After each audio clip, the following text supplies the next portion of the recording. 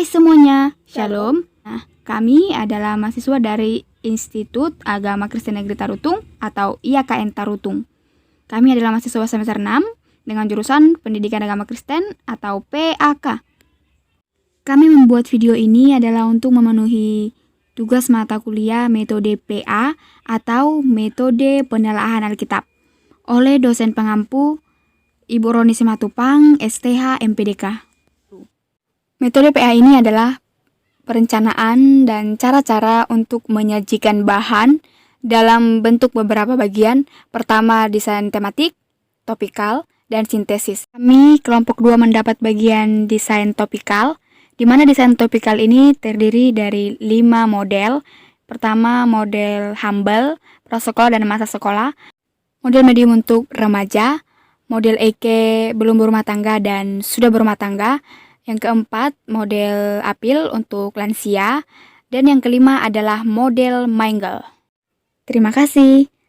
Selamat menyaksikan video kami. Semoga video ini dapat bermanfaat dan semakin mempermuliakan nama Tuhan. Kita harus membawa berita pada dunia dalam gelap.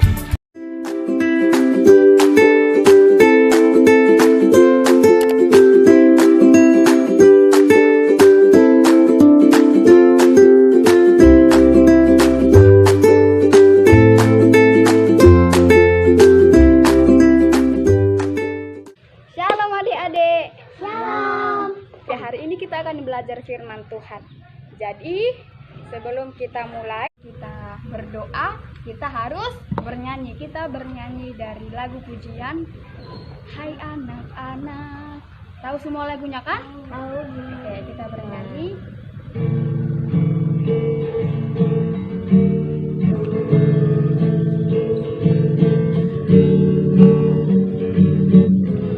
Kuatkan suaranya ya. Hai anak-anak, taatilah orang tuamu di dalam Tuhan, karena haruslah demikian. Efesus 6 ayat 1. Oke, mari kita berdoa. Semuanya ambil sikap yang baik untuk berdoa. Dilipat tangannya, tutup matanya, tundukkan kepala. Tuhan yang baik, terima kasih telah memberikan kami kesehatan pada pagi hari ini sehingga kami dapat berkumpul di tempat ini untuk mempelajari firman-Mu Tuhan. Terima kasih, berkati kami pada hari ini sampai nanti acara kami selesai. Hanya melalui anak-Mu Tuhan Yesus kami berdoa dan mengucapkan syukur. Amin. Amin. Kita akan membaca Alkitab dulu. Kakak akan membacakannya kepada adik-adik. Adik-adik mendengar ya. Efesus 6 ayat 1. Hai anak-anak, taatilah orang tuamu di dalam Tuhan, karena haruslah demikian. Hormatilah ayahmu dan ibumu. Ini adalah suatu perintah yang penting, seperti yang nyata dari janji ini, supaya kamu berbahagia dan panjang umurmu di bumi. Iya. Nah, firman Tuhan yang akan kita pelajari pada pagi hari ini adalah tentang menghormati. Ayo siapa? Menghormati. Iya, pintar adik kakak Tiara. Kita akan mempelajari firman Tuhan pada hari ini tentang menghormati Orang tua. Ya, menghormati siapa? Oke, kalau begitu sama-sama dulu kita mengucapkan titah kelima. 1, 2, 3, ya. Kita kelima, hormatilah ayah dan ibumu supaya lanjut umurmu di bumi yang diberikan Tuhan Allah kepadamu. Adik-adik, sekarang kita akan belajar lagi tentang menghormati orang tua. Nah, kakak mau bertanya kepada adik-adik semuanya. Siapa di sini yang pernah membantu orang tuanya melakukan pekerjaan? Ayo, Tiara, membantu apa itu Tiara? Nangis. Pintar, tos dulu. Iya, Tiara berarti menghormati orang tuanya. Lah, perintah Tuhan yang kelima ini adalah mengatakan supaya kita menghormati orang tua, supaya kita taat kepada orang tua kita. Nah, siapa orang tua kita itu, adik-adik? Iya. Siapa? Ayah dan ibu. Iya, orang tua kita adalah mama dan bapak atau ayah dan Ibu. iya, atau ayah dan ibu. Nah, orang tua kita itu adalah ayah dan ibu kita. Nah, kenapa kita harus taat kepada orang tua kita? Karena Tuhan mengatakan supaya kita harus taat kepada orang tua. Jadi itu adalah perintah langsung dari Tuhan supaya adik-adik semuanya menghormati Orang tua. Iya. Lalu, Kak, kenapa Tuhan mengatakan, "Hai anak-anak, taatilah orang tuamu"? Kenapa? Iya, supaya kita panjang umur dan berbahagia. Kalau kita taat kepada orang tua kita pasti panjang umur dan berbahagia karena Tuhan sendiri yang mengatakannya tadi seperti di Efesus 6 Ayat 1. Efesus 6 ayat 1 di titah keberapa tadi? Menghormati orang tua. Kita kelima. Menghormati orang tua. Iya. Kenapa tadi kita harus taat kepada orang tua kita? Karena itu tadi Perintah dari Tuhan. iya, pintar adik kakak Tiara. Karena itu adalah perintah dari Tuhan. Karena itu adalah perintah dari Tuhan. Dan supaya kita berbahagia dan panjang umur. Oke. Kakak akan mencontohkan kenapa kita harus taat kepada orang tua kita dan apa akibatnya kalau kita tidak taat kepada orang tua kita. Nah, contohnya.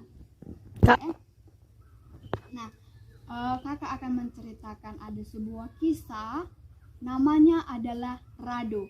Nah, si Rado ini pada suatu hari dia mau memanjat pohon yang sangat tinggi. Nah, ini adalah contoh pohonnya. Ini pada waktu itu Rado mau memanjat pohon ini. Pohonnya sangat tinggi kan? Tinggi dan licin. Dia mau mengambil ada buah-buahan di atas. Lalu ibunya melarang, "Hai anakku Rado, jangan panjat pohonnya. Nanti kamu jatuh dan terluka karena pohonnya tinggi dan licin." Tetapi si Rado tidak taat dan dia tidak mau mendengarkan apa yang dikatakan ibunya. Lalu dia manjat pohonnya. Lalu dia manjat pohonnya, manjat dan akhirnya karena pohonnya apa tadi? Licin. Lalu dia terjatuh. Pada akhirnya apa yang dirasakan Rado ketika dia sudah terjatuh? Sakit. Iya, rasanya sakit dan kakinya terluka. Nah, dia tadi mendengarkan orang tuanya, mendengarkan ibunya, dia tidak akan terjatuh dan terluka kakinya. Sebaliknya kalau kita taat, kita mendengarkan apa yang dikatakan orang tua kita, pastilah kita tidak celaka. Iya kan? Orang tua kita itu adalah yang sudah membesarkan kita, merawat kita dari kecil, menyayangi kita, mengasihi kita, memberi makan, memberi apa lagi? Memberi baju yang adik kakak itu semua siapa yang beli? Ya, dan ibu. Bajunya cantik-cantik, orang tua yang belikan. Orang tua bekerja untuk kita, untuk anak-anaknya supaya anak-anaknya bisa hidup bahagia. Orang tua menyayangi kita. Waktu kita tidur, kita dinyanyikan Nina Bobo, iya kan? Dan waktu kita lagi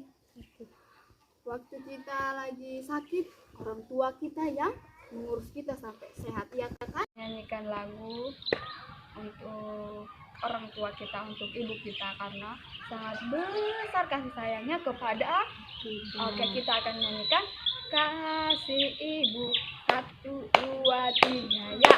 Kasih ibu kepada beta tak terhingga sepanjang masa, hanya memberi tak harap kembali, bagai sang surya kami bisa belajar dari Yesus. Nah, Yesus itu adalah siapa Yesus itu? Yesus itu adalah yang menyelamatkan kita dari semua dosa-dosa kita yang begitu banyak, dosa Berto, dosa Rado, dosa Tiara, dosa Astrid. Nah, Yesus itu adalah Tuhan. Nah, dia datang ke bumi ini dalam wujud manusia. Yesus itu sama loh seperti kita. Apanya yang sama, Kak? Yang sama itu Yesus juga menyayangi Kedua orang tua. Iya, Yesus juga punya orang tua loh, bukan cuma kita. Nah, sewaktu Yesus di bumi, dia membantu orang tuanya. Orang tua Yesus bernama ayahnya adalah si Yusuf. Ibunya Maria. iya pintar. Ibu Yesus adalah Maria. Nah, ayah Yesus adalah tukang kayu. Tukang kayu itu berat pekerjaannya. Karena itu Yesus membantu orang tuanya. Nah, kita perlu belajar dari Yesus. Yesus aja bisa taat kepada orang tuanya. Kenapa kita tidak bisa? Kita harus bisa belajar dari Iya, kita harus bisa belajar dari Tuhan Yesus. Oke adik-adik, sekarang kita akan mewarnai gambar. Kita akan mewarnai gambar tentang anak yang taat kepada orang tuanya, anak yang membantu orang tuanya, misalnya menyuci piring, menyapu halaman. Oke, ini kakak bagikan semua ya.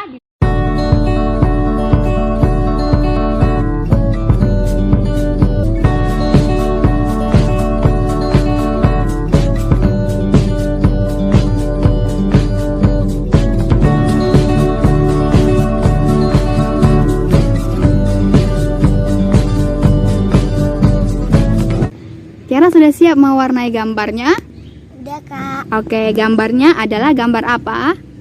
Gambar anak-anak membantu orang tua. Membantu orang tua menyuci piring. Iya. Oke, gambar Rado mana? Ini, Kak. Ini adalah gambar. Ini gambar apa, Rado? Anak membantu orang tua menyapu halaman. Iya, pintar. Sekarang kita akan membuat game bisik tetangga. Ayo semua berdiri, adik-adik berdiri. Ayo. Semua adik-adik berdiri. Oke, kakak akan menjelaskan bagaimana cara bermainnya. Nah, kita akan membentuk barisan seperti ini. Tiara di sini, Rado di sini, Berto di depan. Tiara di tengah, ya. Nah, cara mainnya adalah Tiara membisikkan kepada si Berto, dan Berto berikan kepada Tiara yang tengah. Kemudian Tiara berikan kepada Rado yang jalan lain. 1, 2,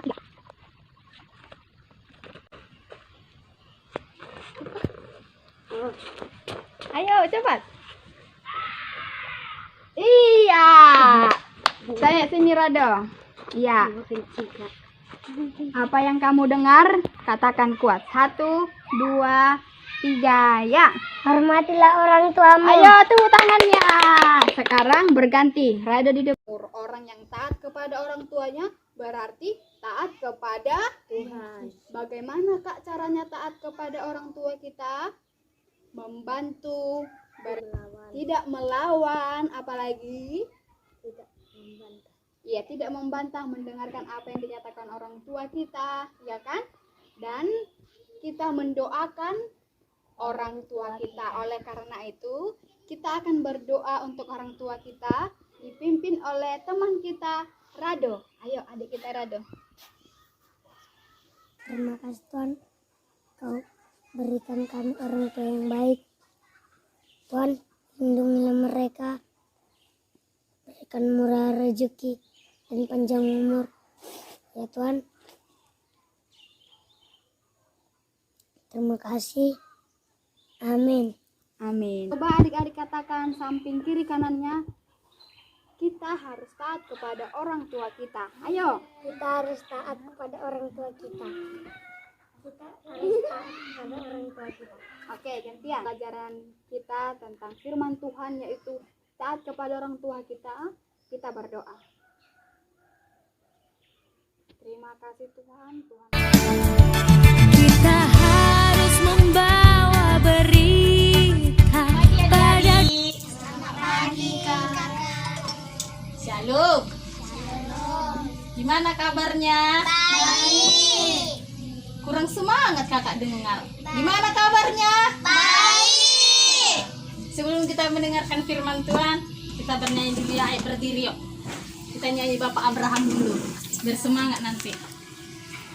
Bapak Abraham, 1, 2, 3, ya. Bapak Abraham mempunyai banyak sekali anak-anak.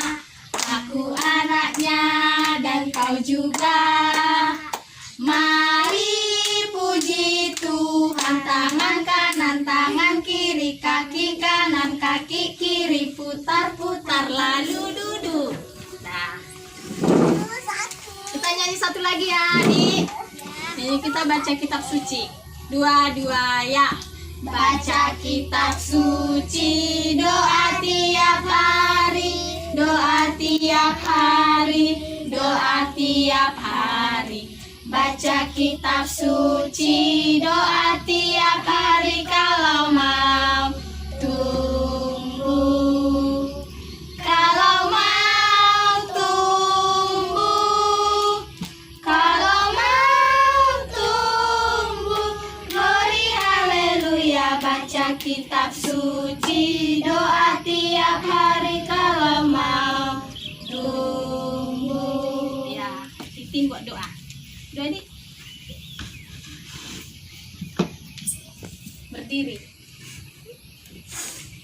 Teman-teman, mari kita berdoa.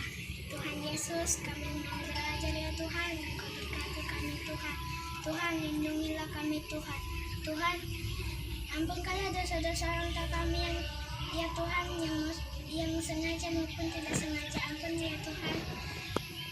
Tuhan, berikanlah semangat kami ya Tuhan untuk mengerjakan pekerjaan kami ya Tuhan. Dalam nama Tuhan Yesus kami berdoa dan mengucap syukur. Amin. Amin. Terima kasih ya buat Kak Titin. Ya Kak. Ya. Hari ini Kak Windy mau bercerita. Sebelum bercerita, kita buka dulu kitab kita ya Dek, dari Kejadian 6 ayat yang ke-9 sampai yang ke-22. Coba Epa dulu membacakan. Dua ayat ya. Dari ini Dek, ayat 9 sama 10. Dua ayat ya. Di situ aja. Inilah riwayat Nuh. Nuh adalah seorang yang benar dan tidak bercela di antara orang-orang sezamannya, dan Nuh itu hidup bergaul dengan Allah. Nah, gantian sama apa? Monica. Nuh memperanakkan 3 orang laki-laki, Sem, Ham, dan Jafet. Adapun bumi itu telah rusak di hadapan Allah dan penuh dengan kekerasan. 11. 11.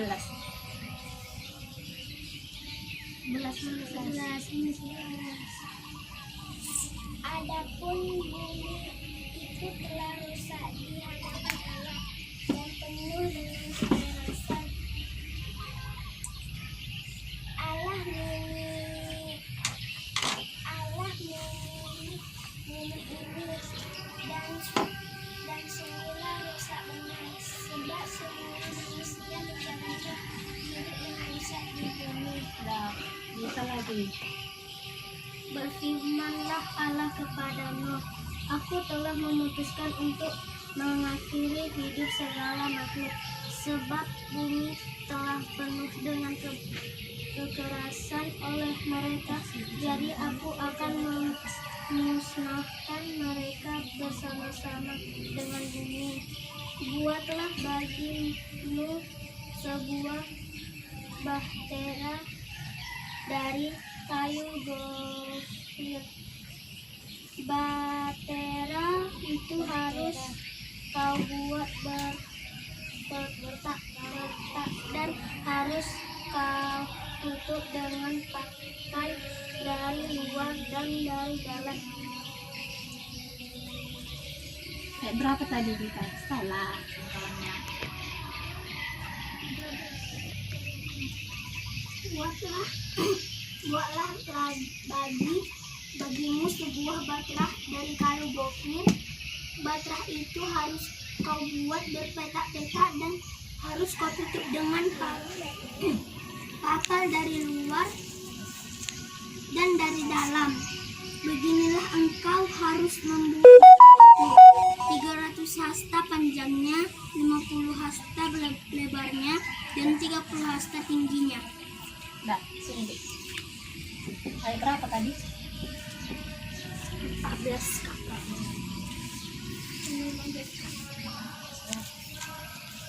Kakak bacakan ya Dik. Ayat 15. Beginilah engkau harus membuat bahtera itu 300 hasta panjangnya, 50 hasta lebarnya, dan 30 hasta tingginya. Buatlah atap pada bahtera itu dan selesaikanlah bahtera itu sampai ke hasta dari atas dan pasanglah pintunya pada lambungnya. Buatlah bahtera itu dari tingkat bawah, tengah, dan atas. Sebab sesungguhnya aku akan mendatangkan air bah meliputi bumi untuk memusnahkan segala yang hidup dan bernyawa di kolong langit. Segala yang ada di bumi akan mati binasa. Tetapi dengan engkau aku akan mengadakan perjanjianku dan engkau akan masuk ke dalam bahtera itu. Engkau bersama-sama dengan anak-anakmu dan istrimu dan istri anak-anakmu. Dan dari segala yang hidup, dari segala makhluk, dari semuanya haruslah engkau bawa satu pasang ke dalam bahtera itu, supaya terpelihara hidupnya bersama-sama dengan engkau. Jantan dan betina harus kau bawa. Dari segala jenis burung dan dari segala jenis hewan, dari segala jenis binatang melata di muka bumi, dari semuanya itu harus datang satu pasang kepadamu, supaya terpelihara hidupnya. Dan engkau bawalah bagimu segala apa yang dapat dimakan, kumpulkanlah itu padamu untuk menjadi makanan bagimu dan bagi mereka. Lalu Nuh melakukan semuanya itu, tepat seperti yang diperintahkan Allah kepadanya. Demikianlah yang dilakukannya. Baiklah. Tema firman Tuhan kita pada pagi hari ini adik-adik, aku anak yang taat. Apa tadi? Aku anak yang taat. Nah, hari ini Kak Windy mau bercerita tentang seorang bapak dan keluarganya. Ada istrinya, ada anaknya, dan menantunya.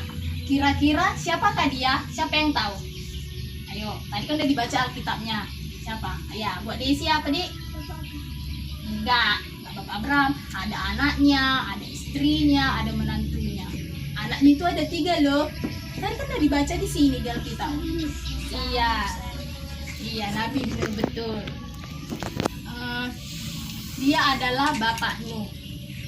Kalau cerita Bapak Nuh, kakak ingatnya pasti kapal yang sangat besar. Ya. Bapak Nuh, ini gambar Bapak Nuh. Matikan dulu Bang. Nah, Ini adalah gambar Bapak Nuh. Udah tuanya Bapak Nuh atau masih muda? Udah tua. Dia mempunyai 3 orang anak. Siapa tadi anaknya? Coba Monica. Yafet, iya. Bapak Nuh dan keluarganya tinggal di tempat orang yang jahat. Mereka senang kali mencubit kawannya, memukul kawannya, lalu mencuri dan berkata tidak sopan. Itu bagus enggak untuk kita? Enggak, iya. Lalu Tuhan mengatakan sama Nuh, Nuh, aku mau menghukum bangsa ini. Nuh berpikir, kenapa Tuhan? Matikan dulu. Lalu Tuhan berkata kepada Nuh, aku mau menghukum bangsa ini, katanya Tuhan kepada Nuh ini.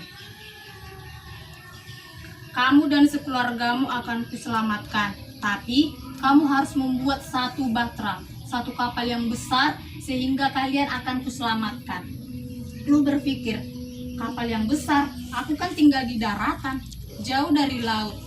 Ya udahlah, aku akan taat kepada perintah Tuhan. Setelah itu keesokan harinya Bapak Nu pun menyiapkan barang-barangnya untuk membangun kapal yang besar. Saat membangun, Bapak Nu ditertawai oleh orang. Apa kata orang itu? Hahaha, ngapain kamu membangun kapal besar-besar di sini? Di sini kan gak ada air. Kamu bodoh sekali, Nu. Kamu membuang waktu saja dan menghabisin uangmu saja. Tapi Nu tetap saja membangun kapal yang besar itu, sehingga kapal itu pun jadi. Ini seperti ini kapalnya. Dah, lihat. Nah, inilah kapal yang paling besar itu. Kapal, apa nama kapalnya tadi? Iya, Batra. Lalu Tuhan berpesan kepada Nuh, aku akan membuat hujan yang sangat lebat selama 40 hari 40 malam. Semua orang langsung ketakutan, orang jahat itu.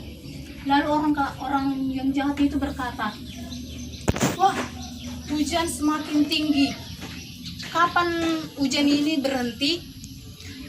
Lalu air semakin naik, semakin menaik dan semakin tinggi. Sampai akhirnya orang-orang yang jahat itu pun tenggelam.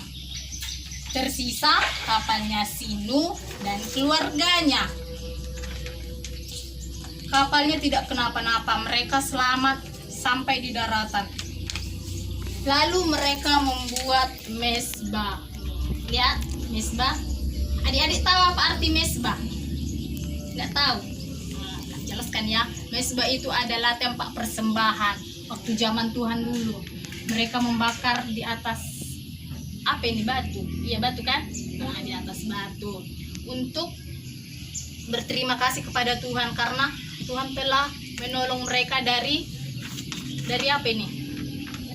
Dari kapal. Dari banjir. Dari apa ini, Pak? Dari ombak. Dari ombak, benar. Dari ombak kan. Keluarga Nuh dan Nuh berlutut dan berdoa kepada Tuhan karena mereka telah ditolong oleh Tuhan. Setelah itu Tuhan membuat gambar apa ini, ayo? Pelangi.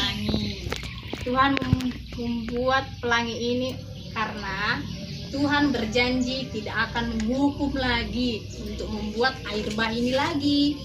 Dia akan menyertai keluarga Nuh dan umat manusia. Apalagi adik-adik di sini.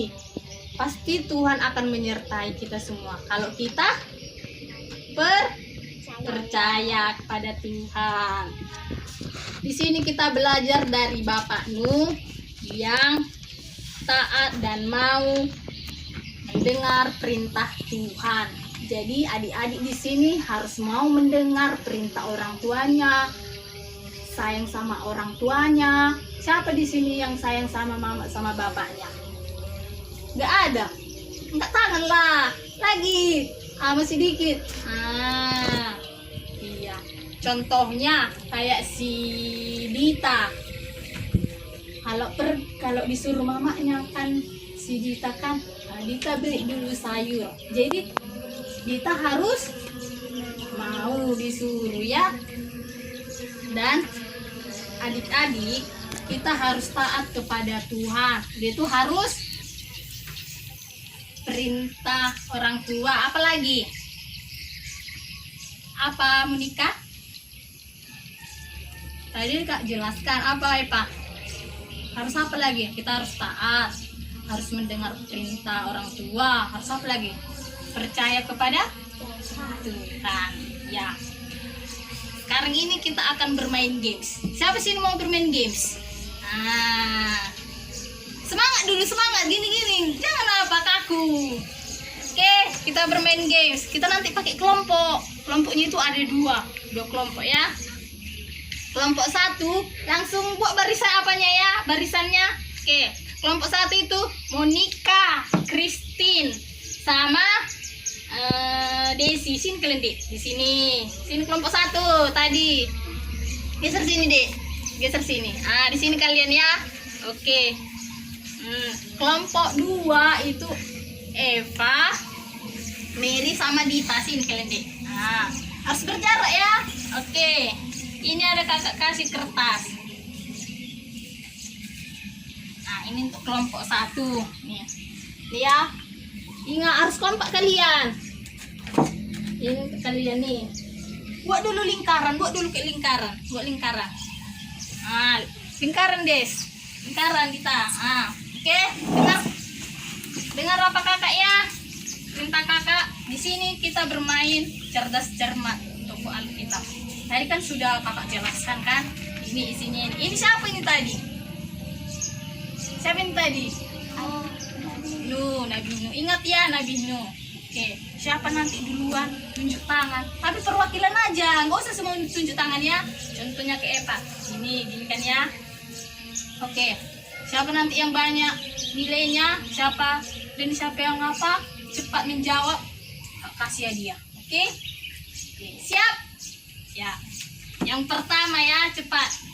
Iya harus kayak gini buat dek. Ah iya diserahkan aja. Dengar baik-baik ya. Siapakah nama bapak yang mempunyai anaknya 3, mantunya dan istrinya? Siapa siapa? Tunjuk tangan. Iya, buat Monica. Siapa dek? Nabi Nuh. Coba sama-sama mengatakannya. Siapa? Nabi Nuh. Nabi Nuh. Poinnya 100 tuh ya. Kakak buat. Harus apa kalian? Harus cepat deh. Kelompok 2. Kelompok 1 nilainya 100. Nah. Yang kedua, lihat ya. Siapa nama anak Nabi Nuh? Nah, Dita. Siapa? Siapa namanya? Sama-sama bilangnya. Sem, Ham, Yafet. Belum. Sem, Ham, Yafet. Iya betul, nilainya 100 kelompok 2. Harus bersemangat ya kelompok 1. Coba hadap kayak gini, hadap ke kakak. Nah iya oke. Udah. Soal nomor 3. Apa nama kapal besar yang dibangun oleh Nuh dan keluarganya? Cepat. Iya Monica, apa Adi? Batra, betul. Tepuk tangan sama mereka. Oke, nilainya 100. Nah, kelompok 2. Kenapa diam-diam? Harus bersemangat. Oke. Nah, yang nomor 4. Berapa hari Tuhan menurunkan hujan yang sangat lebat? Iya, buat Eva. 40 hari 40 Harus sama-sama, Dik. 40 hari 40 malam. Betul, poinnya 100. Oke. Kelompok nomor 5 ya.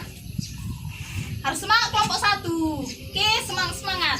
Apa nama pembakaran yang dilakukan Nabi Nuh dan keluarganya ini? Cepat. Iya, kelompok 1. Mesbah. Nah, betul, kelompok 1. 100.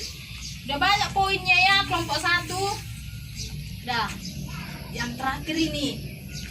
Apa tema firman Tuhan kita tadi? Cepat. Siapa tahu? Ah, apa deh? Nabi Nuh. Hah? Enggak, temanya kita enggak itu tadi. Ada tadi kata. Ayo, siapa di situ memang enggak ada. Kasih apa di? Abraham. Enggak, salah. Tadi kan pertama udah kakak apa? Siapa tahu? Nah, kita ganti ya pertanyaannya.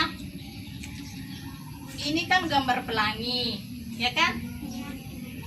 Apalah arti gambar pelangi ini? Siapa tahu? Di. Janji Tuhan kepada Nuh agar tidak membuat air bah lagi. Iya, betul. Tepuk tangan buat kelompok 1. Nah, kelompok 1 poinnya 400. Kelompok 2 200. Tapi nggak apa-apa ya, minggu depan kita akan buat games lagi biar menang kelompok 2 kan? Oke. Coba dulu buat lagi apa? Seperti biasa, Dek. Duduknya. Iya. Kumpulkan dulu kertas-kertasnya. Kita sama kakak. Nah.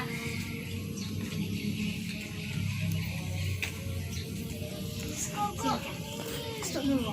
Iya. Untuk mengakhiri firman Tuhan kita berdoa yang dipimpin oleh teman kita Desi. Jadi tangannya ya, tutup matanya. Mari teman-teman kita bersatu dalam doa. Tuhan Yesus, berkatilah kami Tuhan, berikanlah kami kesehatan Tuhan. Tuhan, orang tua kami Tuhan, dimanapun mereka berada Tuhan, lindungilah Tuhan dan beri kesehatan. Tuhan, berikanlah kepintaran untuk kami Tuhan, untuk menjawab soal dari guru sekolah minggu kami Tuhan dan guru sekolah minggu kami Tuhan. Berikanlah kesehatan dalam nama Tuhan Yesus, amin. Amin. Nah, karena tadi menang kelompok 1 kan, jadi kakak kasih hadiah. Kelompok 2 pun kakak kasih juga hadiah biar adil kan. Kita harus membawa berita pada dunia dalam gelap. Sebelum kita memulai penelahan Alkitab kita, terlebih dahulu kita bersatu dalam doa. Kembali kami Tuhan mengucapkan puji dan syukur atas berkat dan kasih karunia Tuhan, di mana Tuhan masih memberkati kami hingga pada hari ini. Sebentar kami akan melaksanakan penelahan Alkitab kami, kiranya Tuhanlah yang memberkati dari awal, pertengahan hingga akhirnya. Dalam nama Tuhan Yesus Kristus kami berdoa dan mengucap syukur kepada-Mu. Amin. Mana tema yang pertama ada taat akan firman Tuhan, yaitu dalam Keluaran 7 ayat 17 sampai 18, dan tema yang kedua tentang percaya diri dalam Keluaran 4 ayat 13 sampai 14. Ya, kita akan membahas tentang tema yang pertama, yaitu taat akan firman Tuhan dalam Keluaran 7 ayat 17 sampai 18. Saya akan membacakannya. Sebab itu beginilah firman Tuhan. Dari hal yang berikut akan kau ketahui bahwa akulah Tuhan. Lihat, dengan tongkat yang di tanganku ini akan kupukul air yang di sungai Nil, dan air itu akan berubah menjadi darah. Ya, pertama saya ingin bertanya dulu kepada adik semua, karena judul kita tentang taat akan firman Tuhan. Saya ingin bertanya, seperti apakah contoh orang yang tidak taat itu akan firman Tuhan? Berbuat dosa. Ya, berbuat dosa. Berbuat dosa itu adalah salah satu contoh orang yang tidak taat akan firman Tuhan, di mana bisa dijabarkan juga berbuat dosa itu dengan sikap-sikap yang tidak baik, seperti mencuri dan sebagainya.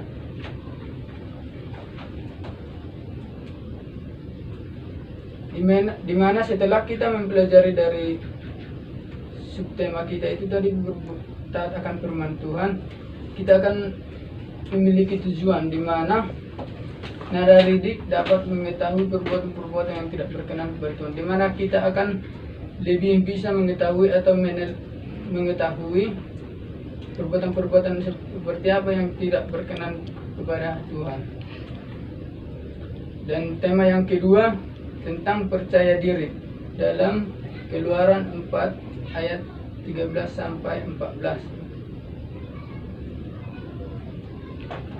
Saya akan membacakannya. Tetapi Musa berkata, "Ah Tuhan, utuslah kiranya siapa saja yang patut kau utus." Maka bangkitlah murka Tuhan terhadap Musa, dan ia berfirman, "Bukankah di situ Harun orang Lewi itu kakakmu? Aku tahu bahwa ia pandai bicara. Lagi pula ia telah berangkat menjumpai engkau, dan apabila ia melihat engkau, ia akan bersukacita dalam hatinya." Itulah topik dari percaya diri tadi. Kembali kita kepada tema yang pertama tentang taat akan firman Tuhan.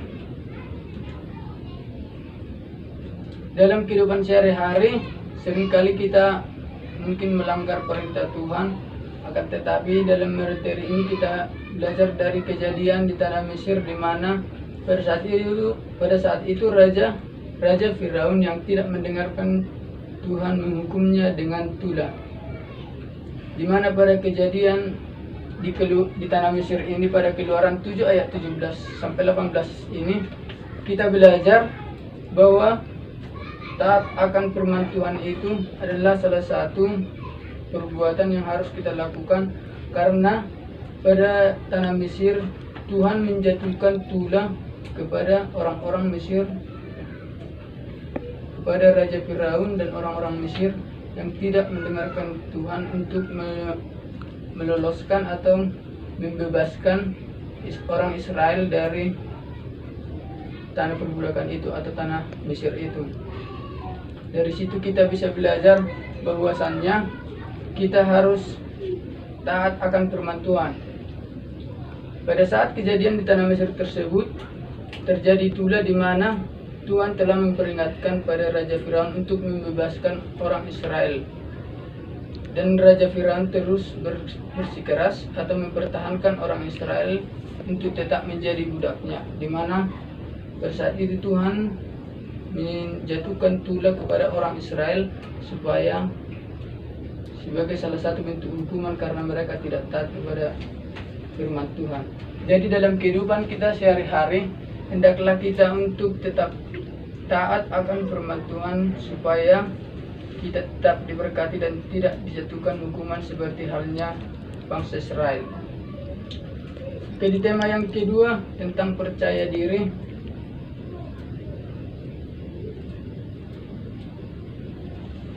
Di percaya diri, kita juga sering merasakan tidak mampu atau bahkan kita tidak pantas untuk melakukan sesuatu. Tetapi pada penelahan Alkitab kita pada hari ini, kita akan belajar bahwasanya kita harus percaya diri dan tidak boleh merasa tidak pantas dalam situasi atau kondisi yang diberikan kepada kita. Kita ambil topik dari Keluaran 4 ayat 13-14 tadi, kita dapat mengambil pelajaran ketika Musa diutus Tuhan untuk memimpin bangsa Israel keluar dari tanah Mesir. Dia merasa tidak pantas, akan tetapi Tuhan di situ marah, menyatakan pada ayat 14, saya akan membacakannya. Maka bangkitlah murka Tuhan terhadap Musa dan ia berfirman, bukankah di situ Harun orang Lewi? Nah, dari ayat itu kita dapat mengetahui bahwasannya saat kita tidak percaya diri atau tidak pantas untuk melakukan tugas-tugas kita, maka Tuhan akan marah. Sama halnya pada Keluaran 4 tadi ayat 14. Di sana Musa merasa tidak pantas untuk diutus sebagai pemimpin bangsa Israel keluar dari tanah Mesir, sehingga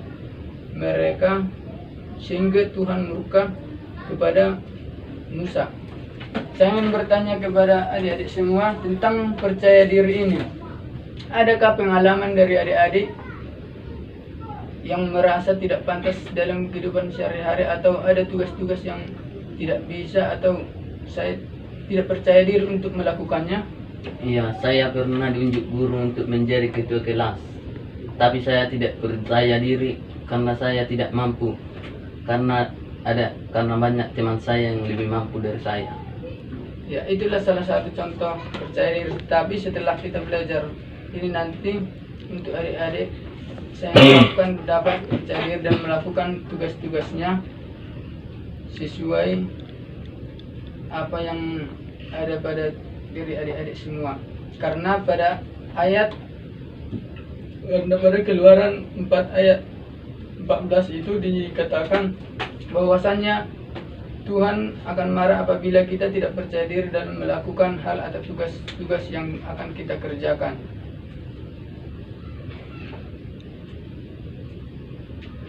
Oke, cukup sekianlah penelahan Alkitab kita pada hari ini.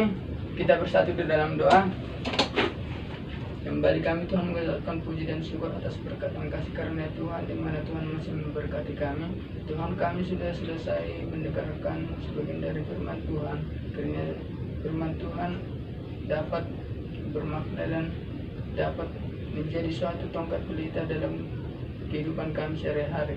Dalam nama anak Tuhan Yesus Kristus kami berdoa dan mengucap syukur kepadamu. Amin. Kita harus membawa berita pada dunia dalam gelap. Shalom. Shalom. Gimana kabarnya hari ini? Puji Tuhan, sehat. Puji Tuhan. Hari ini kita mau PA. Sudah siapkan hati dan pikiran kalian semua? Sudah. Baiklah. Sebelum kita mulai PA kita hari ini, kita bersatu dalam doa. Kita berdoa. Betapa hati kami mengucap syukur Bapa yang baik, Bapa yang kami kenal dalam anakmu Tuhan Yesus. Kami boleh ada sebagaimana kami ada itu bukan karena kekuatan kami, tapi itu semua karena kasih-Mu. Saat sebentar kami akan memulai PA kami, Tuhan boleh memberkati hamba-Mu yang menyampaikan bahan PA dan teman-teman kami yang mendengarkan PA ini. Terima kasih Tuhan, dalam nama Tuhan Yesus kami bersyukur dan berdoa kepadamu. Amin. Baiklah, bahan PA kita hari ini adalah yang sangat ditunggu-tunggu untuk kita kaum muda, apalagi kita yang belum menikah. Yaitu tentang yang pertama, tema pertama itu adalah siapkah kau untuk jatuh cinta, dan yang kedua itu menunggu pasangan yang tepat dari Tuhan. Sebelum kita memulai lebih dalam, kita boleh membacakan nats pendukungnya, yaitu terambil dari Kejadian 2 ayat 18. Yang bawa kitabnya, boleh kita membukanya. Sudah dapat katakan amin? Amin. Oke, kita membacakan bersama-sama Kejadian 2 ayat 18, 2, 3 ya. Tuhan Allah berfirman, tidak baik kalau manusia itu seorang diri saja. Aku akan menjadikan penolong baginya yang sepadan dengan dia. Amin. Baiklah. Hal yang paling benar dalam waktu yang salah itu adalah tetap salah. Sama halnya dengan kita membangun hubungan dengan lawan jenis kita. Kalau kita menginginkan lawan jenis yang cepat tapi tidak waktu yang tepat, itu sama dengan salah. Jadinya dan akan membawa kita ke dalam hubungan yang buruk atau hubungan yang tidak membuat kita menjadi lebih baik. Nah, jadinya kalau kita ingin membangun sesuatu hubungan, kita juga harus membangunnya menunggu waktu Tuhan yang tepat. Jangan karena kita sudah lama menjomblo, jadinya kita menginginkan waktu yang sangat cepat, padahal kita menginginkan pasangan hidup yang tepat. Nah, sebelum kita melanjutkan ke lebih dalam, kita mau sharing-sharing dulu. Jadi saya ingin bertanya kepada teman-teman semua, apakah saat ini sedang menyukai atau menjalin hubungan dengan lawan jenis? Boleh ya, Saudari Esther, lagi menyukai atau menjalin hubungan dengan lawan jenis? Lagi menyukai. Oh, lagi menyukai, puji Tuhan. Suka sama lawan jenis kan? Iya, benar sekali. Bagaimana Saudari Jayanti? Lagi menyukai. Oh, sama saja, jangan-jangan satu orang nih. Untuk Kak Nalpa sendiri yang agak Menunggu berumah tangga. Ya, luar biasa menunggu berumah tangga. Ini kita berdoa, kita mendoakan semuanya lancar-lancar ya. Jadi, dan yang kedua, untuk kita memulai satu hubungan, pasti kita memikirkan tujuan-tujuan ke depannya nih. Pasti kita punya tujuan hubungan kami apa sih? Dan untuk Kak Nalpa sendiri nih, tujuan dalam berpacaran menurut Kak Nalpa sendiri gimana? Tujuannya gimana ya? Ya supaya belajar lebih dewasa. Kan kalau kita nggak punya pasangan, kan kalau kita kayak punya anak. Jadi kan kalau sudah ada pasangan, tentu kita lebih belajar lagi bagaimana memahami karakter dan sikap seseorang itu, bagaimana cara menganju dia, bagaimana cara berbicara. Kita harus belajar semua gitu. Jadi tujuan saya pacaran itu ya Untuk menikah juga. iya, untuk menikah juga. Itu tujuan. Lalu bagaimana dengan kriteria? Kriteria apa sih yang sebenarnya Kakak harapkan dari pasangan Kakak? Kriterianya itu ya Mas ganteng kah? Kaya raya? Pengusaha batu bara enggak ya?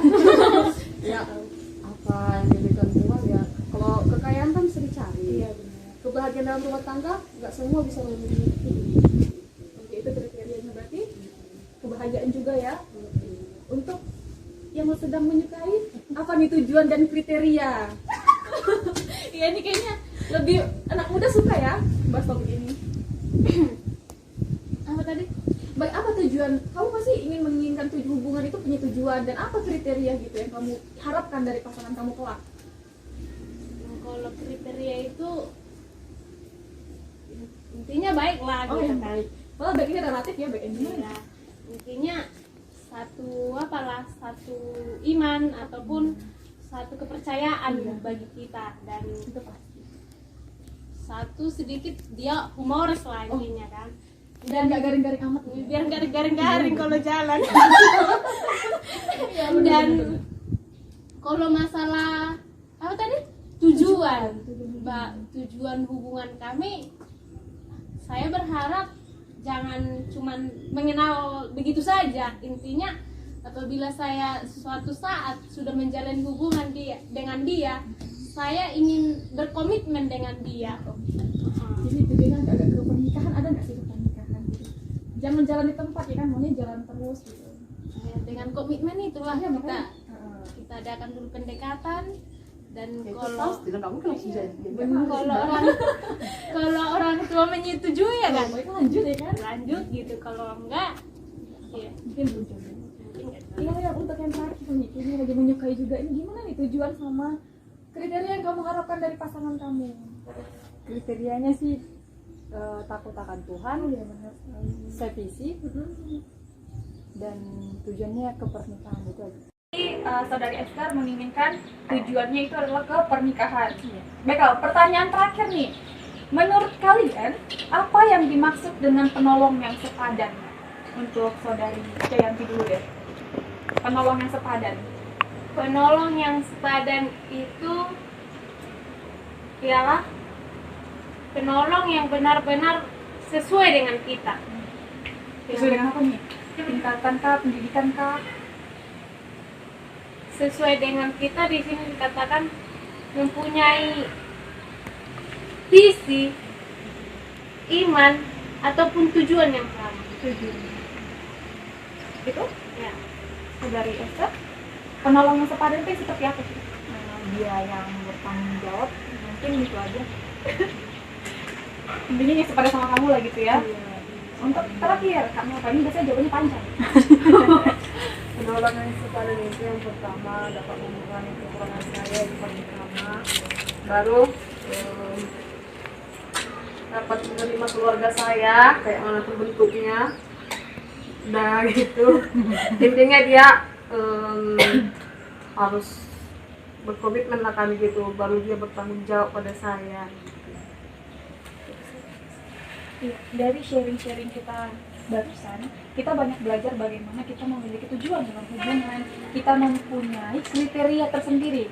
Dalam saya maupun Kak Melva, Jayanti, bahkan Esther juga pasti memiliki kriteria dan tujuan dalam hubungan yang mungkin berbeda-beda. Tetapi yang paling satu adalah kita bertujuan adalah untuk pernikahan yang kudus. Karena memang kalau kita berpacaran, kita harus siap untuk berkomitmen dan kita juga harus siap untuk pernikahan. Nah, lalu dalam tema yang kedua itu adalah menunggu pasangan yang tepat dari Tuhan. Kebanyakan dari kita semua, baik saya ataupun kalian, mungkin paling benci atau tidak suka dengan kata menunggu. Benar nggak? Benar ya? Kalau kita mengantri sesuatu tiket, misalnya tiket bioskop, kita sangat senang nih pengen nonton film itu, tapi kita disuruh antri, pasti kita jadi bete, malas, jadi bad mood. Kadang-kadang kita mau pulang karena kebanyakan antri. Nah, tetapi kalau kita sudah membeli tiket itu, walaupun tidak antri, kita akan senang karena kita bisa menonton film tersebut. Nah, jadi di antara kita semua ini kebanyakan orang yang menginginkan pasangan yang tepat di waktu yang cepat juga. Jadi, karena kita sudah menginginkan pasangan di waktu yang cepat, terkadang hubungan kita itu menjadi hubungan yang tidak benar, hubungan yang tidak baik, dan hubungan yang mengarahkan kita kepada hal-hal yang buruk. Seringkali juga kita menginginkan bahwa Tuhan itu, kenapa sih Tuhan nggak dikasih sekarang, padahal aku pengen teman-temanku udah punya pacar, kok aku belum punya pacar ya? Kadang ada rasa iri ketika kita belum memiliki pacar seperti itu. Tapi di sini kita belajar bagaimana, apa yang harus kita lakukan saat kita menunggu pasangan hidup. Yang pertama itu adalah kita membentuk karakter yang baik selagi menunggu. Mungkin kebanyakan dari kita semua, baik saya ataupun saudari itu, mungkin ada dua pilihan. Yang pertama, apakah kita akan terus mengeluh kepada Tuhan, Tuhan kenapa sih aku jomblo, Tuhan kenapa sih aku pasanganku belum datang, Tuhan kenapa sih aku gini-gini segala macam. Itu adalah mengeluh kepada Tuhan. Tiap kali melihat orang gandengan tangan, tiap kali melihat orang menjalan sama pacarnya, kita terus mengeluh sama Tuhan, terus mengeluh. Tetapi pilihan yang kedua adalah mempersiapkan diri untuk menjadi orang yang lebih baik. Mempersiapkan diri kepada Tuhan itu seperti kita bisa melayani sesama, kita juga bisa belajar menjadi orang yang sabar dalam menunggu. Kalau kamu sendiri atau saya sendiri belum bisa menjadi pasangan yang tepat bagi orang lain, apakah Tuhan akan memberikan pasangan yang tepat bagi kita? Pasti tidak jawabannya, karena Tuhan menginginkan orang yang tepat itu dipersatukan dengan orang yang tepat juga, sehingga visi dan misi yang tadi kalian bilang itu, yang setujuan itu dapat kita terapkan dalam kehidupan kita. Kalau kita dan pasangan kita itu juga sama-sama orang yang tepat. Ketika kita sedang menunggu seseorang, menunggu pasangan dari Tuhan, kita harus menyelidiki hati kita. Kita harus mempersiapkan diri kita untuk menjadi pribadi yang rendah hati, pribadi yang boleh sabar, pribadi yang boleh melayani sesama. Jadi kita juga bisa menjadi pasangan yang tepat. Jadi orang lain bisa melihat kita, orang lain bisa melihat hubungan kita itu adalah hubungan yang positif. hubungan kita, baik saya ataupun pasangan saya, itu akan menjadi hubungan yang saling membangun satu dengan yang lain. Karakter kita ketika kita memiliki pasangan yang tepat, pasti kita belajar menjadi orang yang lebih baik ke depannya, bukan justru kita makin menurun. Bahkan iman kita boleh semakin lebih baik kalau kita mendapatkan seseorang yang tepat di waktu yang tepat. Jadi kalau di sini membentuk karakter itu harus mempersiapkan diri, tidak boleh selalu mengeluh kepada Tuhan. Teruslah berdoa karena pasti Tuhan akan memberikan pasangan yang tepat dan di waktu yang tepat juga, sehingga kita mendapatkan hubungan yang benar-benar baik dan hubungan yang satu untuk selamanya. Jangan terus menggonta-ganti pasangan karena mungkin kita bosan dengan dia, jadi kita putuskan dan kita menggonta-ganti pasangan. Lalu cara yang kedua adalah ada alasan mengapa kita harus menunggu. Jika seorang orang tua memberikan anak gadget di usia 4 tahun, menurut kalian itu pantas nggak atau sudah boleh nggak? Dalam umur 4 tahun orang tua sudah memberikan handphone kepada anaknya? Enggak. Tetapi ada waktu, ada umur yang sudah ditentukan kapan anak itu boleh bermain handphone. Sama seperti Tuhan. Tuhan tidak memberikan jodoh kepada kita, tapi belum tentu Tuhan belum memberikan jodoh, belum tentu Tuhan tidak memberikan jodoh. Jadi ketika kita belum siap menerimanya, maka Tuhan belum akan memberikan. Tetapi kalau kita sudah siap menerimanya, kita sudah cukup dewasa. Biasanya dewasa di sini bukan karena umur saya udah 20 sekian, saya udah dewasa, belum tentu. Tetapi karakter kita yang menunjukkan kita sudah dewasa, bagaimana iman kita yang menunjukkan kita sudah dewasa, maka pasti Tuhan akan memberikan pasangan yang sepadan itu kepada kita. Dan kita akan memasuki hubungan yang tidak hancur, melainkan hubungan yang bertumbuh dan bersemangat yang baik kepada Tuhan dan kepada sesama. Lalu yang ketiga, Tuhan akan menepati janjinya. Tuhan mungkin tidak akan langsung ketika kita berdoa, Tuhan tolong dong kasih aku pasangan, aku bosan nih jomblo. Tapi Tuhan tidak akan memberikannya langsung, tetapi Tuhan menyuruh kita untuk menunggu. Dia mungkin belum menepati janjinya sekarang, tetapi dia pasti akan menepati janjinya. Hanya seringkali waktu Tuhan itu berbeda sama waktunya kita. Jadi kalau waktunya Tuhan itu mungkin merasa belum cukup, kamu belum cukup lah, belum bisa lah kamu untuk mendapatkan pasangan, jadi tunggu dulu. Ada kata tunggu yang dari Tuhan. Jangan sampai kita menjadi salah masuk ke dalam hubungan karena kita tidak sabar menunggu jodoh yang tepat dari Tuhan. Jadi untuk itu teman-teman semua yang ada di sini, Tuhan pasti akan memberikan jodoh yang terbaik. Tuhan pasti akan memberikan jodoh yang terbaik. Hanya menunggu waktu yang tepat saja ketika Tuhan akan memberikan jodoh yang terbaik kepada kita. Belajarlah untuk bersabar dalam setiap proses. Jangan cepat envy, jangan cepat iri dan cemburu melihat pasangan-pasangan yang hidup bahagia, karena pasti belum tentu mereka sebahagia yang kita pikirkan. Tetapi kita boleh semakin lebih baik lagi, semakin menumbuhkan iman kita, karakter kita menjadi orang yang lebih baik, sehingga baik kita maupun pasangan kita bisa menjadi pasangan yang tepat, sehingga Tuhan persatukan di waktu yang tepat juga. Dari PA 1 hari ini mungkin kita dapat mengerti, kita dapat paham kriteria yang bagaimana yang baik antara saya dan pasangan saya. Cocokkah saya dengan dia nanti? Bagaimana ketika saya tidak bisa menerima dia? Apa tujuan hidup saya? Mungkin sudah terjawab dalam kehidupan kita sendiri bahwa teman-teman di sini adalah teman-teman yang positif, teman-teman yang menginginkan pasangan yang sepadan juga, yang sevisi dan semisi juga. Dan kalaupun kalian sedang ada menunggu pasangan, semoga kalian tetap bersabar dan terus berdoa, harus tetap kuat dalam proses menunggu pasangan, atau kalian sedang menyukai pasangan, tetap jangan terburu-buru, lihat dulu sampai ke dalam-dalamnya bagaimana karakter dia kepada Anda, bisakah dia membuat iman kalian bertumbuh, dan bagaimana kamu ke dia, sehingga suatu saat nanti ketika kamu benar-benar berdoa dan kamu sudah siap, maka Tuhan akan memberikan jodoh yang sepadan dengan kalian. Dan untuk yang sedang menuju ke pernikahan kudus, semoga Tuhan boleh memberikannya. Komitmennya Tuhan yang menjawab semuanya, dan tetap berpegang teguh kepada prinsip Tuhan, dan Tuhan akan memberikan jodoh yang sepadan dengan dia kalau kita mau bersedia untuk diproses lebih lanjut. Baiklah, sekian PA kita hari ini. Kita mau tutup PA kita bersatu dalam doa. Kita berdoa. Terima kasih Tuhan Yesus yang baik untuk waktu yang Tuhan sediakan kepada kami. Kami boleh lebih lagi untuk memahami bagaimana pasangan hidup yang terbaik bagi kami Tuhan. Pasangan hidup yang kriteria dan tujuan dalam berpacaran, Tuhan Yesus yang baik. Berkati kami juga Tuhan Yesus yang baik yang akan mengambil tempat ini, supaya Tuhan yang boleh semakin memberkati kami. Terima kasih Tuhan, dalam nama Tuhan Yesus kami bersyukur dan berdoa kepadamu. Amin. Kita harus membawa berita pada dunia dalam gelap.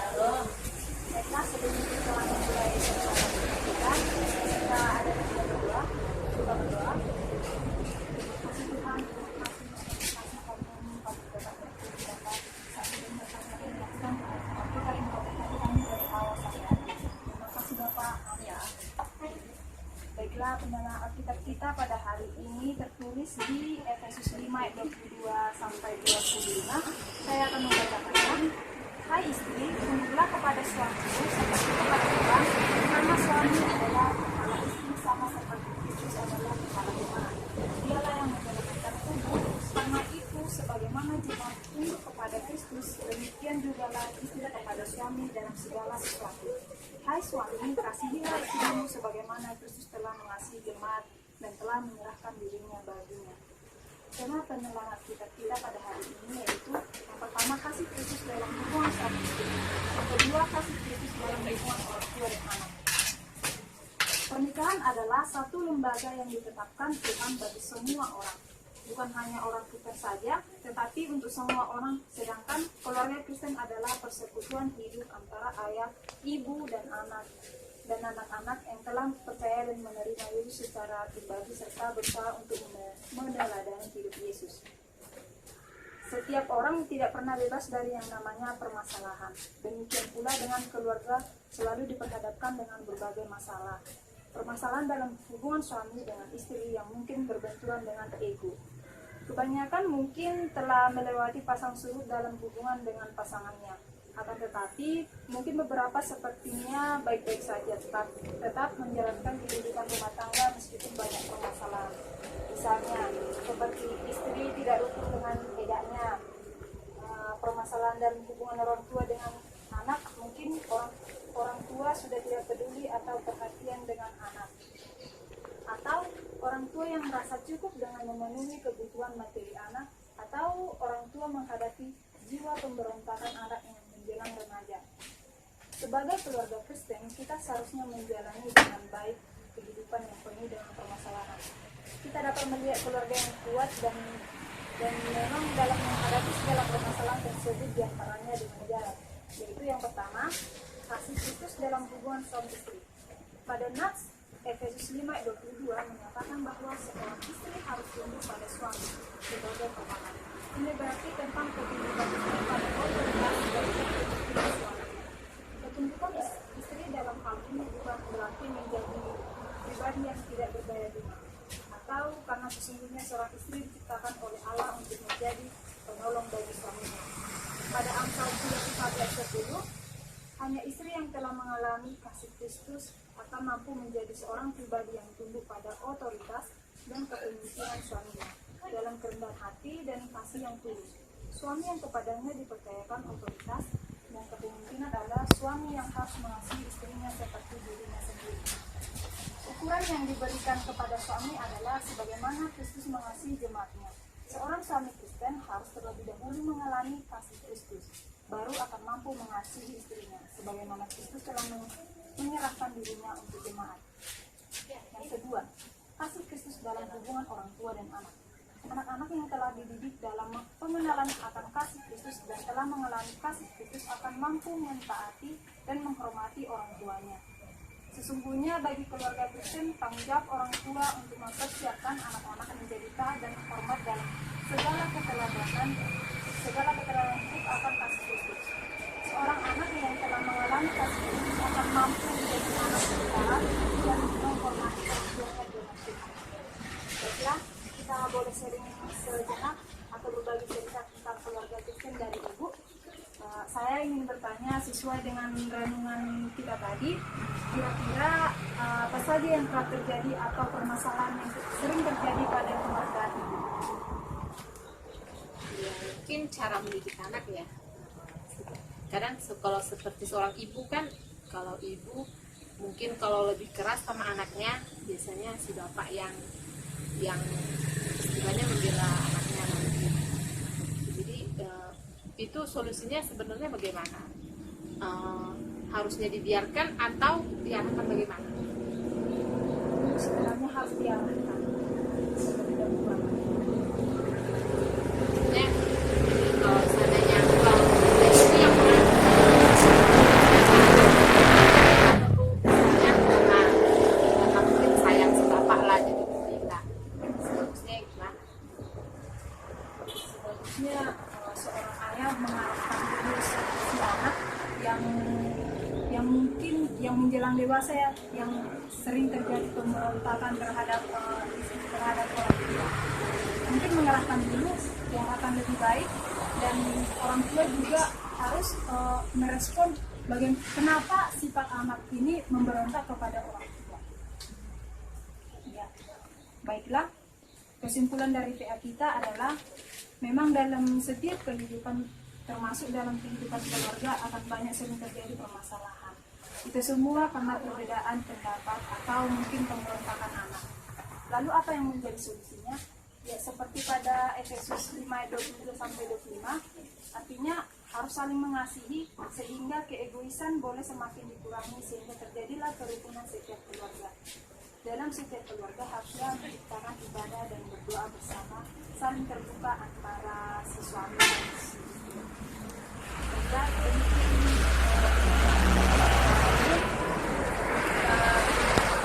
Kita berdoa lebih jauh.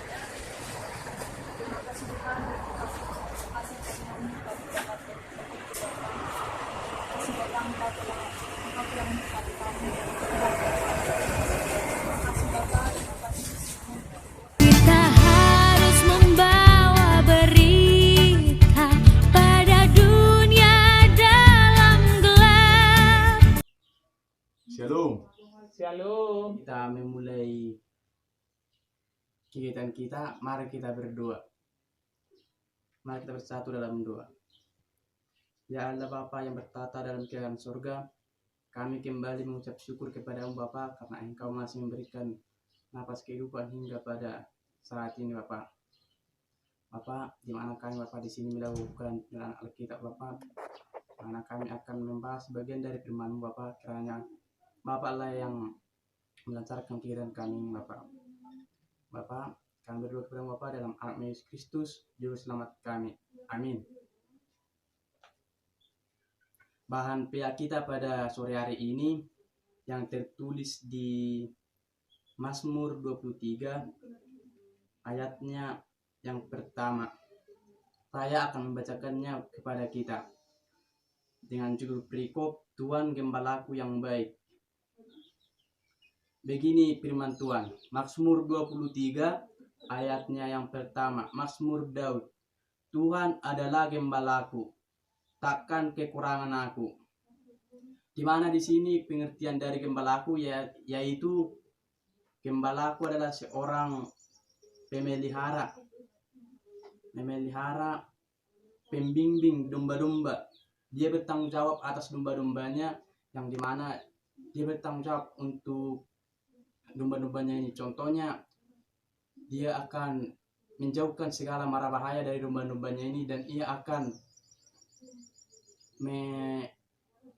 mengiring-iring dombanya ini untuk memakan rumput yang hijau atau ke tempat rumput yang hijau, atau mencari rumput-rumput gitu. Yang di sini juga gembala ini kepada bangsa Israel, yang dimaksud dengan gembala bangsa Israel ialah suatu percayaannya kepada Tuhan Yesus, di mana Tuhan Yesus ini adalah gembala orang Israel, gitu, seperti itu. Ayat kita tadi yaitu Mazmur 23, yang dimana di sini mengatakan Tuhan adalah gembalaku, takkan kekurangan aku. Sebelum kita memasuki ayatnya ini, yang menjadi tema kita pada sore hari ini yaitu Tuhan ada di tengah-tengah kita dalam situasi apapun.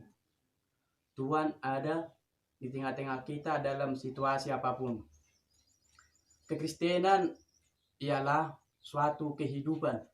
Kalau kita berpedoman kepada kekristenan, berarti kita mempunyai iman yang tumbuh dalam hidup kita. Roh Kudus yang ada dalam diri kita hidup. Iman kita ada. Tetapi kalau kita memandang kekristenan itu hanya hanya agama, berarti kekristenan yang ada dalam kita itu tidak hidup. Dalam arti iman kita tidak bertumbuh. Dan bisa juga dikatakan iman yang dalam kehidupan kita itu tidak ada. Tetapi kalau kita berpandangan kekristenan itu ialah suatu kehidupan, berarti kita adalah salah satu umat Kristen yang hidup, yang percaya kepadanya, yang dimana kehidupan kita berpedoman kepada Dia. Tetapi kalau kita lihat di lingkungan kita saat ini, banyak orang Kristen yang memandang Tuhan itu dengan sebutan hanya agama saja. Banyak orang Kristen mengatakan Tuhan itu tidak ada. Itu adalah beberapa permasalahan yang ada di lingkungan kita. Satu, Tuhan itu tidak ada. Kenapa banyak orang mengatakan Tuhan itu tidak ada? Satu, dikarenakan banyaknya pergumulan hidupnya, yang dimana dia tidak percaya kepada Tuhan. Dia mengatakan tidak ada Tuhan. Saya mempunyai hidup yang susah. Saya mempunyai banyak sekali masalah dalam hidup saya. Dia mengatakannya itu pada Tuhan karena Tuhan dianggapnya tidak ada berbuat kepada dia karena dia mengalami pergumulan begitu besar dalam hidupnya. Dan yang kedua yaitu Tuhan hanya sebatas agama. Tuhan itu cuma dipandang hanya agama saja. Kekristenan itu hanya dipandang agama saja. Dimana di sini kalau kita lihat sekarang banyak orang yang mempunyai status Kristen hanya di KTP. Dia tanpa menghidupi kekristenannya itu. Karena di sini ia hanya mengandalkan pikirannya saja. Dia tidak memikirkan betapa besar karya Tuhan samanya. Dan di situ misalkan dia adalah orang kaya. Saya sudah kaya, saya tidak perlu memikirkan hal-hal lain. Saya bisa membeli ini, saya bisa membeli ini, saya bisa ke sana. Saya siap-siap kok karena tidak ada ini. Dia berpikiran sombong. Dia mengatakan Tuhan itu tidak ada. Dia hanya berfokus kepada dirinya sendiri. Dia hanya menggunakan pikirannya saja. Yang di sini kalau banyak orang yang mengatakan seperti itu, hendaknya kita tidak perlu mengikuti hal-hal seperti itu. Kalau kita hidup dalam Tuhan, pasti kita akan berkecukupan. Pasti kita akan mempunyai hidup yang tenang, tanpa banyak permasalahan yang berkelanjutan. Contohnya tadi yaitu yang mengatakan Tuhan itu tidak ada. Yang dimana di situ dia mengatakan Tuhan itu tidak ada karena masalah dalam hidupnya terus ada. Siap masalah sebelum masalah yang satu siap udah datang masalah yang lain. Makanya dia mengatakan Tuhan itu tidak ada. Oleh karena itu walaupun ada masalah kita satu misalkan di dunia ini, mari kita mengikuti alurnya. Mari kita mengikuti ajaran Tuhan. Jangan kita mengandalkan pikiran kita saja. Karena Tuhan itu selalu memperhatikan umatnya. Dia selalu membutuhi segala kekurangan dari umatnya. Contoh dari Alkitab ini yaitu si Musa, yang dimana si Musa dan bangsa Israel atas dari bangsa Mesir yaitu perbudakan. Si Musa adalah perantaraan Tuhan untuk membebaskan bangsa Israel. Yang dimana di sini bangsa Israel sangatlah tertindas dibuat oleh bangsa Mesir. Mereka diperbudak. Hingga di dalam perbudakan ini bangsa Israel menyerahkan dirinya kepada Tuhan. Mereka meminta pertolongan kepada Tuhan supaya mereka dibebaskan dari perbudakan ini, supaya mereka lepas dari perbudakan bangsa Israel yang sangat menyakitkan mereka. Dan di situ mereka berdoa kepada Tuhan. Dan Tuhan memang tidak langsung membantu. Tuhan tidak langsung mengeluarkan mereka besoknya itu. Walaupun mereka berdoa tidak langsung di situ dikeluarkan, tetapi Tuhan melihat dulu sampai di mana kepercayaan orang Israel itu kepada Tuhan. Dan di situ Tuhan meminta si Musa untuk sebagai perantaraan tangan Tuhan untuk membebaskan bangsa Israel. Yang dimana bangsa Israel ini dibantu oleh si Musa untuk keluar dari Mesir, yang dimana si Musa ini sempat mengatakan kepada Tuhan, saya tidak pandai berbicara. Dan di situ Tuhan mengatakan, siapakah yang menciptakan lidahmu? siapakah yang menciptakan dirimu? Atas kuasa Tuhan Kak yang menciptakan semua yang ada pada dirimu. Oleh karena itu, janganlah engkau gentar untuk pergi ke sana hanya karena engkau takut dalam mengatakan sesuatu hal. Di situ Musa bertambah yakin, dia pun pergi ke sana.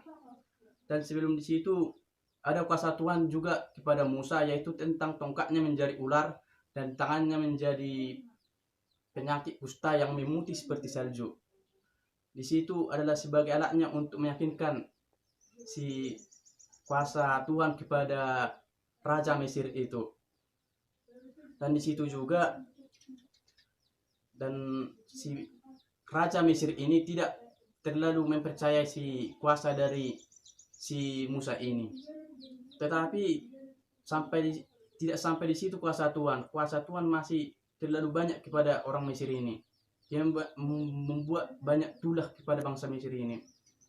Dan akhir cerita di situ, bangsa Mesir ini bisa keluar dari Mesir. Bangsa Israel ini bebas dari perbudakan orang. Kalau kita pikirkan, tidak pernah kita bayangkan apa yang menjadi karya Tuhan kepada kita. Tidak pernah kita pikirkan apa perbuatan Tuhan itu sama kita. Contohnya, napas kehidupan yang kita miliki sekarang. Gimana napas kehidupan kita yang sekarang ini? Yaitu adalah pemberian dari Tuhan. Walaupun tidak pernah kita pikirkan entah dari mana napas kehidupan kita ini. Dan tidak napas kehidupan juga. Ada juga tentang kebutuhan kita sehari-hari. Banyak orang yang merasa khawatir, apanya nanti kebutuhan saya nanti untuk kedepannya, apanya kebutuhan saya untuk hari esoknya. Tetapi Tuhan mengasihi kebutuhan kita sehari-hari, walaupun tanpa kita pikirkan entah dari mana ini datang. Walaupun memang kita yang mencarinya, tapi itu sudah disediakan Tuhan kepada kita. Ya, firman kita ini tadi mengatakan Tuhan Allah gembalaku, takkan kekurangan aku. Jikalau kita mengikuti Tuhan atau kita berpedoman kepada Tuhan, pastinya kita tidak kekurangan apapun dalam hidup kita. Dan di situasi apapun, Tuhan tidak akan pernah meninggalkan kita. Walaupun kita susah, walaupun kita dalam pergumulan yang sangat banyak dalam hidup kita, Tuhan itu pasti ada. Kalau kita yakin kepada Tuhan, kalau kita menyerahkan diri kita kepada Tuhan, Tuhan itu pasti ada. Mungkin ini adalah dulu untuk pihak kita pada hari ini, yang dimana inti dari pihak kita ini, kiranya marilah kita tanamkan dalam diri kita, marilah kita berpedoman kepada kekristenan kita itu, mari kita tumbuhkan kekristenan itu dalam hidup kita, karena kekristenan itu harus dihidupkan. Kalau kita tidak menghidupkan kekristenan itu, maka iman kita akan selalu merosot, harus selalu turun-menurun. Karena Tuhan akan selalu memberkati kita dalam kehidupan kita. Dalam kehidupan kita, mari kita mendoakannya kepada Tuhan, karena Tuhan akan memperhatikan kita. Sekianlah, shalom. Kita harus membawa berita pada dunia dalam gelap. Ya, sebelum kita memulai mendengarkan sebagian dari firman Tuhan, kita berdoa dulu. Terima kasih Bapak, terima kasih Yesus, tentang kami akan mendengarkan firman-Mu Bapak. Kiranya Bapak Engkau berkata-kata di dalam diri kami Bapak. Bapak berkati acara ini Bapak, kiranya Engkau bercampur tangan di dalamnya Bapak. Terima kasih Bapak, terima kasih Yesus, amin. Shalom. Shalom. Ya. Yang menjadi renungan kita pada hari ini adalah Yohanes 15 ayat 1 sampai 8. Yang dimana dikatakan, Akulah pokok anggur yang benar dan Bapakulah pengusahanya. Setiap ranting padaku yang tidak berbuah di pohonnya, dan setiap ranting yang berbuah diberikannya supaya ia lebih banyak berbuah. Kamu memang sudah bersih karena firman yang telah kukatakan kepadamu. Tinggallah di dalam aku dan aku di dalam kamu.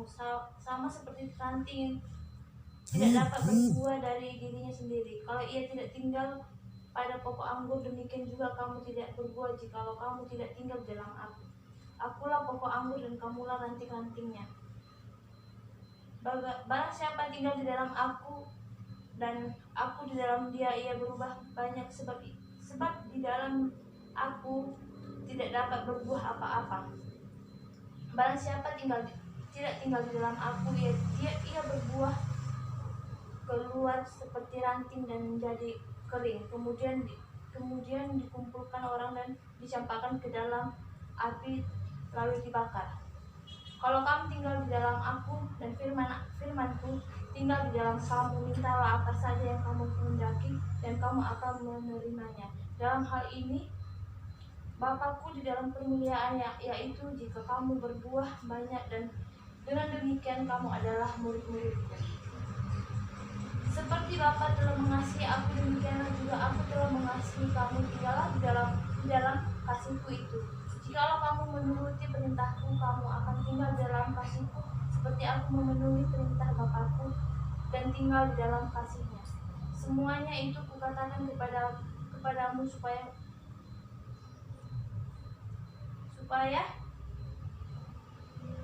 sukacita ada di dalam kamu dan sukacitamu menjadi penuh. Baiklah, yang menjadi tema kita pada hari ini adalah menjadi ranting yang berbuah banyak. Yang dimaksud menjadi ranting yang berbuah banyak ini adalah kita menjadi ranting yang dimana kita adalah